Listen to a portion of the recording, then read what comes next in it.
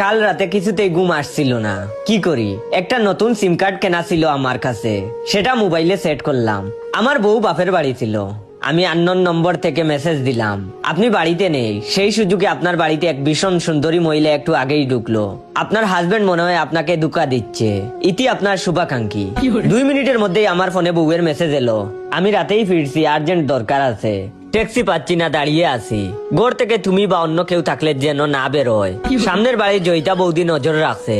তখন আমি সামনের ফ্ল্যাটের জয়িতা বৌদিকে আননোন নম্বর থেকে মেসেজ করলাম, আপনার বড় অফিসে মালা বলে মেয়েটিকে বিয়ে করতে যাচ্ছে, কাল আমতলা মন্দিরে দুপুরে বিয়ে করবে, বিশ্বাস না করলে আপনার ব্যাপার, ইতি আপনার শুভাকাঙ্ক্ষী।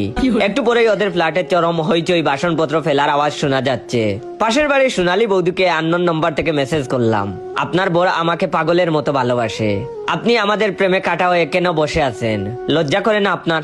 এখনো বড়ের ফোন চেক করে দেখুন, আমার নম্বর থেকে 4-5টা আই লাভ ইউ মেসেজ অন্তত পেয়ে যাবেন। একটু পরই চরম গন্ডগোলের আওয়াজ পেলাম, পোড়াময় চিৎকার হচ্ছে।